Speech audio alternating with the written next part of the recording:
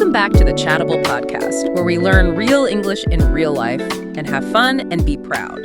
It is so great to be here with you again today. Yeah, we have a really fascinating mission for this episode. We are basically looking at the invisible architecture of the English language. Right. Specifically, how we use it to describe these incredibly high-stakes modern situations that you see on the news every day. That is honestly the perfect way to frame it. The material we're analyzing today comes from a guide called Current Events 3. Yes, exactly. And it essentially operates as this sort of linguistic decoder ring for the listener. I love that description. It explores the physical and historical origins behind three very specific, very powerful phrases. Okay. Phrases that just absolutely dominate the modern news cycle. Corporate boardrooms, too. Oh, absolutely. Yeah. And everyday conversations. For you listening right now, visualizing the physical roots of these phrases is arguably the absolute best way to really grasp their nuance. So you can deploy them naturally yourself. Exactly. Whether you are prepping for a big meeting or just, trying to decode the evening news. Well, let's jump straight into the first phrase we have on the docket, because it perfectly illustrates that physical root you just mentioned. Let's do it. The phrase is drive up, specifically in the context of driving up prices or driving up numbers. Right. When we hear that today, our modern brains immediately default to automobiles. We just think of driving a car. Exactly. But the origins here are entirely about manual labor. It's about physical force. Like agricultural labor. Yes. Think about the sheer physical exertion required for a farmer to drive a herd of cattle up a steep incline. It's a struggle. It's an active struggle against gravity. It requires this constant, relentless pressure. Or even more vividly, imagine a carpenter. Okay, yeah. Using a heavy steel hammer to forcefully drive a thick nail into a piece of dense, solid wood. Every single strike is an application of violent, targeted force. It is. And the transition from that literal physical labor to modern abstract concepts is, it's just a masterclass in human psychology. Let's unpack that a bit. The mechanics of the verb drive. So in that older context, it implies overcoming resistance. Right, because the wood naturally resists the nail. And gravity naturally resists the cattle. When you are driving something, you are not simply guiding it along some frictionless path. You are imposing your will upon it. Yes, through sheer exertion.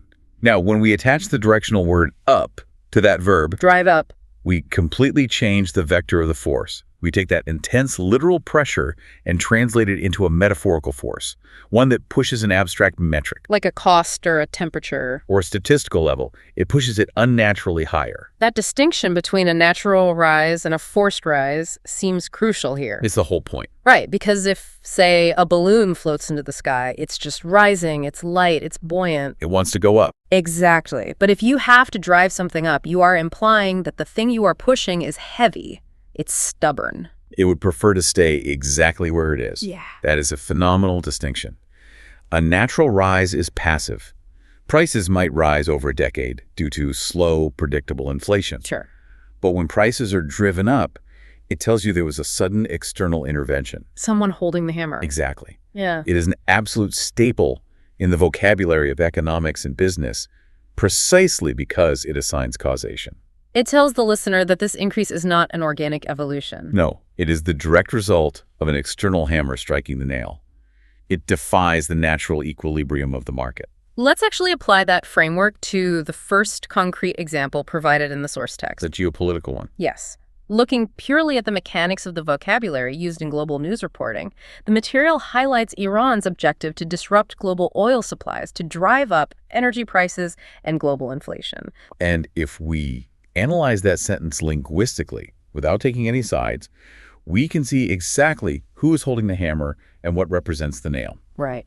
In the complex machinery of global economics, the natural state of energy prices relies on a steady, predictable flow of oil. That's the equilibrium. Yes. The disruption of that supply chain, whether through blockades, sanctions, or conflict, that acts as the external, forceful hammer. Because when the supply is violently restricted, the resulting scarcity exerts immense pressure on the market. And that pressure forcefully pushes the cost of energy higher. And because energy is the foundational cost for almost everything else, manufacturing, shipping, agriculture. It cascades. Exactly. That initial hammer strike against the oil supply ends up driving up broader economic inflation. It is a cascading application of force. Hmm.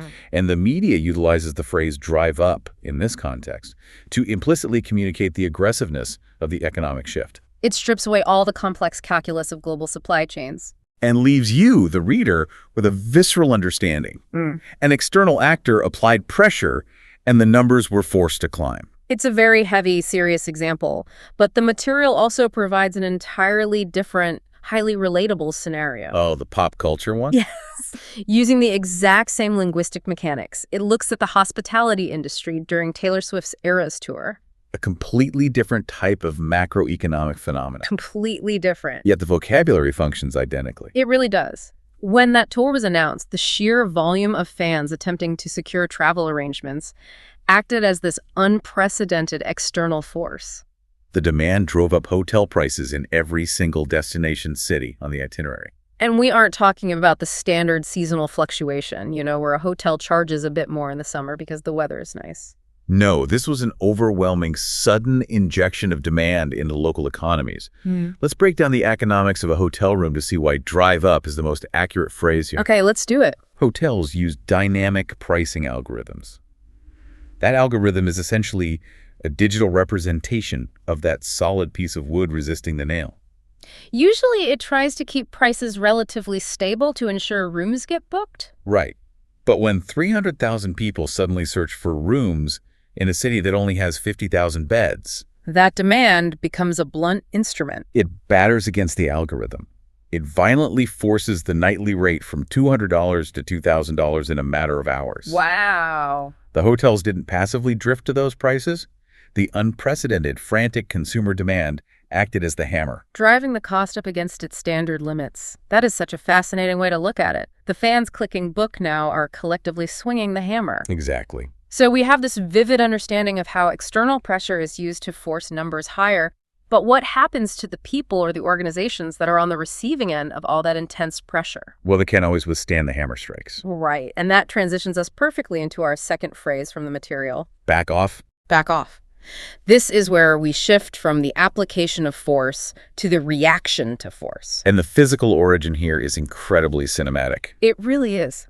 Picture a heated, aggressive confrontation between two people, like a bar fight. They are standing chest to chest, invading each other's personal space. The adrenaline is spiking, the tension is absolute, and physical violence feels imminent. In that highly charged moment, one of the individuals assesses the situation. Maybe they realize they're in the wrong. Or they calculate that they simply cannot win the fight. Or they just become intimidated by the sheer hostility of the other person. So to de-escalate the immediate threat of violence, they take a literal physical step backward. They create spatial distance between themselves and the aggressor. They back off. The spatial awareness embedded in this phrase is its most critical element. Absolutely. Yeah. When two entities are chest to chest, there is no room to maneuver. No room to think and no room to breathe. The pressure is total. Taking that step backward is a physical manifestation of yielding. And over time, the English language took that literal bar fight de-escalation and mapped it onto complex psychological, corporate, and political conflicts.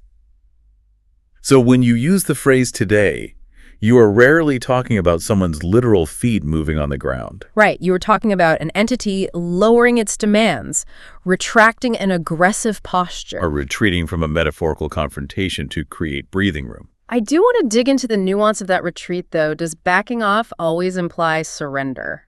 That's a great question. Because in a physical fight, stepping back might mean you are giving up, but it could also mean you are just getting out of striking distance so you can reevaluate your stance. That is a brilliant observation, and it cuts to the core of why this phrase is so versatile in negotiations. It does not strictly mean total capitulation. Because surrender implies a finality, a laying down of arms. Exactly. Backing off is an immediate response to untenable pressure. It creates a cessation of immediate aggression, but it doesn't necessarily mean the war is over. It just means the current proximity to the conflict has become too dangerous. Or too costly to maintain. That is why you hear it used as both an aggressive command like an angry back off to establish a boundary, and as an analytical description of a strategic withdrawal. Let's look at how the source material applies this to military and political reporting. The attrition example. Yeah.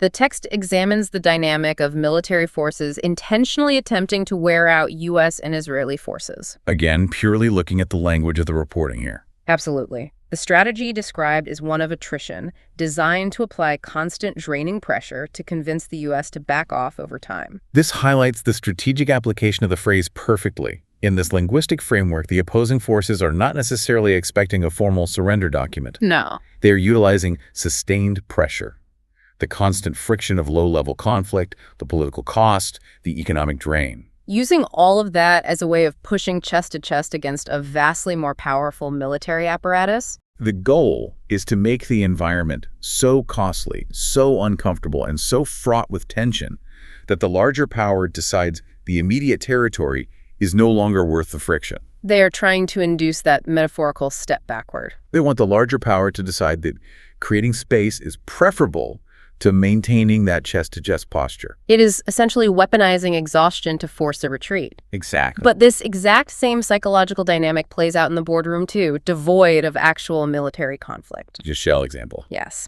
The material details a massive corporate controversy involving the oil giant, Shell.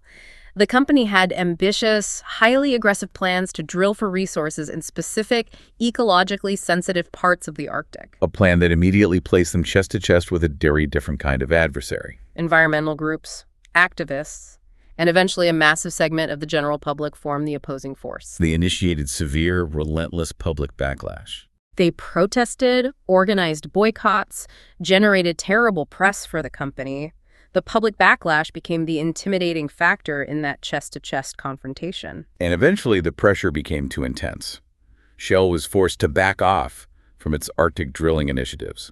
The corporate application of this phrase reveals a lot about the modern economy. It really does. A multinational corporation like Shell is incredibly powerful. It does not easily yield. But brand reputation has a tangible financial value. Precisely. In this scenario, the environmental groups applied a specific type of pressure reputational and financial risk. Shell had to calculate the value of the potential Arctic oil against the immediate destruction of their global public image. When the cost of staying in that chest-to-chest argument outweighed the potential reward, the boardroom made the strategic decision to take a step backward. They yielded the territory to diffuse the aggression. They backed off to save the broader corporate entity from further damage. It is fascinating how the exact same physiological response to a bar fight governs multi-billion-dollar corporate strategy. You get too close to the heat, you realize you might get burned, and you step back. Exactly. So we've covered the application of upward pressure, and we've covered yielding to pressure. Which brings us to our third phrase. Yes. Our third phrase brings the violent action of driving back into the conversation, but this time it is not about pushing numbers higher. No, it is about total intentional destruction. The phrase is drive a wedge between. Of all the idioms we are exploring today, this one might possess the most specific and intricate architectural mechanics. The physical origin here moves us away from construction and farming. It takes us directly into traditional forestry and woodworking. If you have ever chopped wood, you know that some logs are simply too thick, too dense, and too unified to be chopped in half with a standard axe. The blade just bounces off or gets stuck. Right. To split that kind of solid unity, you need a specific tool. A wedge. A wedge is a heavy, blunt, triangular block, usually made of forged iron or hardened steel. It has a flat top and tapers down to a very sharp leading edge. The woodsman places that sharp edge directly onto the top of the solid log. Then, taking a massive sledgehammer, they strike the flat top of the wedge with everything they have. They drive the metal deep into the grain of the wood. And the angled shape of the wedge forces the wood fibers apart, violently and irreversibly, splitting the unified log into two completely severed halves. The metaphor here is incredibly rich when applied to human relationships and institutional alliances. When we use the phrase drive a wedge between, we are talking about the intentional sabotage of unity. The solid log represents a pre-existing bond. It could be a political alliance, a corporate partnership, or a lifelong friendship. And the most vital mechanic of this phrase, the thing you listening must understand to use it correctly, is that it absolutely requires a third party. Yes. The log cannot split itself. An alliance does not slowly drift apart under this phrasing. It is actively, aggressively dismantled by someone holding a hammer. I think the concept of the wood's grain is really important here, too. A wedge works best when it is driven into a tiny, pre-existing crack or along the natural fault lines of the wood. If we translate that to the metaphor, the saboteur, the third party, isn't just hitting the relationship randomly. No, they are looking for a slight difference of opinion, a minor jealousy, or a small historical grievance. They place the sharp edge of the wedge right on that vulnerability, and then they hammer it. That is an incredibly astute expansion of the metaphor. The third party identifies the microscopic fissures in the alliance and exploits them. Let's examine how this operates on a massive geopolitical scale, based on the vocabulary analysis in our material. Right. The text discusses the geopolitical strategy behind Iran's actions in the Middle East, specifically noting attacks on Gulf states as an attempt to drive a wedge between those nations and the United States. Just mapping out the components of the metaphor here, the unified log in this scenario is the long-standing strategic alliance and security partnership between the Gulf states and the United States. They are bound together by shared economic and military interests. Right. The alliance is the solid wood. And the external actor in this linguistic model acts as the woodsman, the third party with the hammer. By initiating targeted disruptions in the region, they are actively looking to exploit the natural anxieties and differing priorities of those allied nations. They are hammering the wedge into the relationship, attempting to create a scenario where the Gulf states begin to doubt the reliability of the U.S. Or where the U.S. begins to question the stability of the region. The ultimate goal of driving that wedge is to violently split the unified front into isolated, separate, and therefore weaker individual pieces. It is a deliberate strategy of division, but this isn't just a term for international statecraft. No, it applies to everyday life, too. The material provides a societal pop culture example that proves how perfectly this forestry metaphor describes intimate human drama. The royal family example. Yes, it looks at the intense, incredibly public fallout between Prince William and Prince Harry. For decades, those two brothers were perceived by the world as an unbreakable unit. They were the solid log. They presented a completely unified front, bound by trauma, history, and family duty. But the material points to the British tabloids as the active third party in their relationship. The press did not just passively report on the brothers. They acted as the person swinging the heavy sledgehammer. For years, the tabloids published relentless rumors, leaked stories, and highly sensationalized gossip. Content that intentionally pitted the brothers and their respective spouses against one another. The tabloids found the natural grain of the wood, the inherent complexities of royal hierarchy, the differences in their personalities, the intense pressure of the spotlight. And they placed the sharp edge of the wedge right there. Every sensational headline, every manufactured controversy was another strike of the hammer. Over time, that relentless, intentional pounding forced those minute fissures to expand until the unified brothers were completely split apart. The physical violence of splitting a dense log perfectly encapsulates the emotional and psychological violence required to destroy a lifelong family bond from the outside. When you lay all of these phrases out side by side and truly examine the mechanics of the language, it completely changes how you hear the evening news. It really does. You realize you aren't just hearing abstract reports. You are hearing descriptions of physical combat and manual labor. That is the ultimate takeaway from analyzing this vocabulary. The modern world is overwhelmingly abstract. We deal in digital algorithms, invisible economic forces, and complex, unseen geopolitical treaties. Yet the English language remains deeply, almost inescapably anchored in the physical realities of our ancestors. We use the muscle memory of the blacksmith, the farmer, the woodsman, and the brawler to explain the intricacies of 21st century life. We cannot describe a shift in a global stock market without invoking the image of a man swinging a hammer to push a nail higher. And we cannot explain a breakdown in international diplomacy without invoking the physical retreat of a street fight. Which is exactly why this knowledge is so actionable for you listening today. Language is not just a list of definitions to memorize. It is a collection of vivid, moving pictures. If you can close your eyes and actually visualize the heavy hammer striking the nail, you will instinctively know how to use drive up in your next budget meeting. If you can feel the tension of that chest-to-chest confrontation, you will know exactly when to describe a competitor as backing off. And if you can see the heavy iron wedge splitting the wood, you will perfectly understand the sinister intent behind driving a wedge. Visualizing the physical action is the key to unlocking true fluency. It anchors the abstract concept in physical reality, making it unforgettable. As we conclude our analysis for this episode, we want to leave you with a thought to consider as you go through your week. Now that we have exposed the physical labor and violence hidden inside these three common phrases, pay close attention to the other idioms you use every single day. What other invisible physical actions are you casually mentioning in your emails, your meetings, and your conversations without even realizing the weight of the history behind them? That's definitely something to think about. That is a fantastic lens to view the world through. Thank you all so much for spending your time with us on this episode of the podcast, and we will catch you on the next one.